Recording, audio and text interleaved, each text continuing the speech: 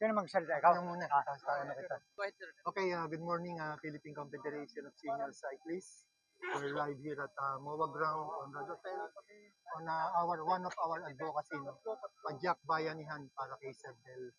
Kasama ko po rito ang presidente natin, si Sir Milo Bilen ng Laguna Senior Bikers. Si Laguna Senior LSBI. Laguna Senior Bikers Incorporated. At Sir Milo, konting pahayag lang po tungkol dito sa ating pagtulong, padyak, bayanihan para kay Sir Del.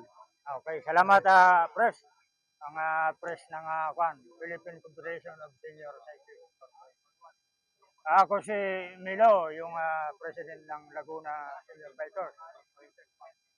Nandito kami sa MOA para mag-participate sa Padyak Bayanihan na ang beneficiary ay si Sir Del, ang president ng Senior Bikers Province of Cavite Incorporated.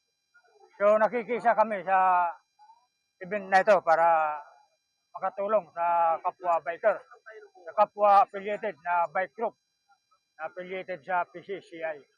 So magandang umaga sa ating lahat at pinapaabot ko yung pasalamat sa aking mga kasama na nag-cooperate dito at siyempre sa buong member ng Philippine Confederation of Senior Cyclists Incorporated.